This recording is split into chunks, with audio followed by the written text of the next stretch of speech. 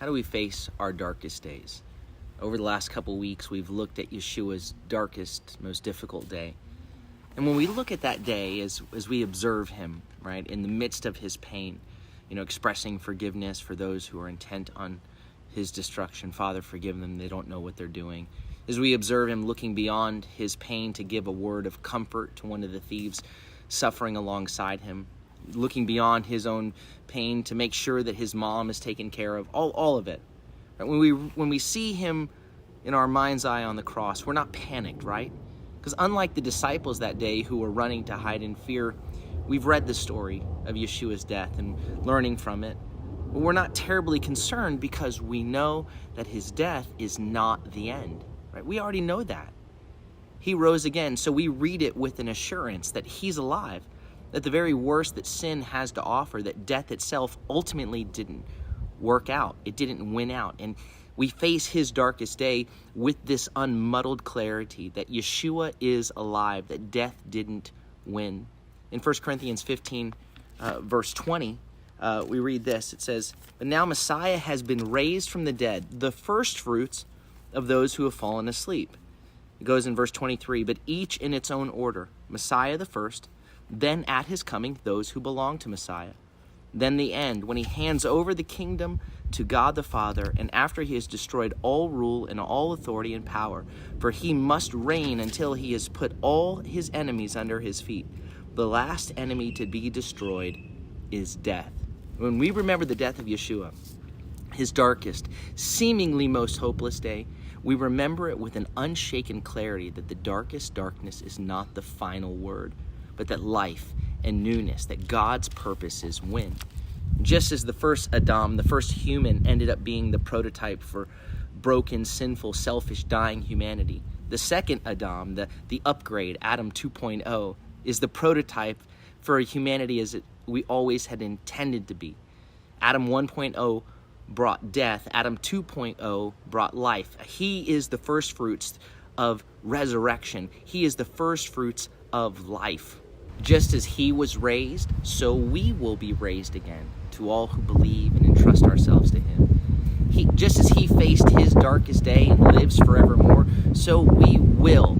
As surely as we know that he is risen, we will rise. We will live. What's the thing that we face that's the darkest, right? There's nothing darker than death, nothing more sinister than that. And we can know that death need not be the final end of your darkest darkness. In John 11, Yeshua met Miriam or Mary and Martha in the moment of their grieving and their questioning over the loss of their brother. They're like, "Lord, you're too late. Lazarus is already dead." And Yeshua, even knowing what he was about to do, that he was about to raise Lazarus from the dead, he entered into their grief with them. Right? John 11:35, Yeshua wept. He knew that there would be new life and new resurrection, but for this short season where death had ruled, he wept with them. And then he reassured them. John 11, verses 25 and 26, he says this. He says, "I am the resurrection and the life. Whoever believes in me, even if he dies, shall live. And whoever lives and believes in me shall never die." Do you believe this? In your pain, you can weep.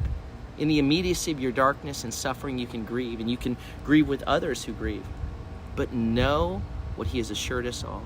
As surely as Lazarus rose again, as surely as Yeshua himself is alive, so we too, who have come to trust in him, will come forth from our deepest, darkest darkness with newness of life forevermore.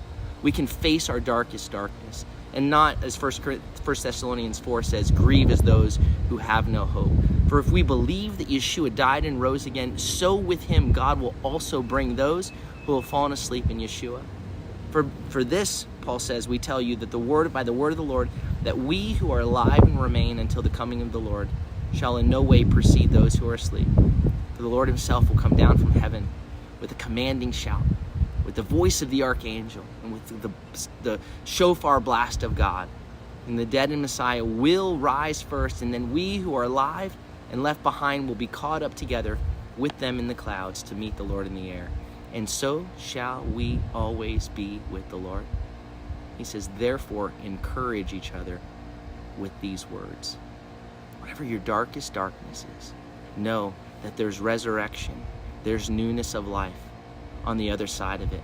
We don't freak out when we read about Yeshua's death because we know there's life. We don't freak out when we read about Lazarus' death because we know there's new life. Don't freak out in your darkest darkness.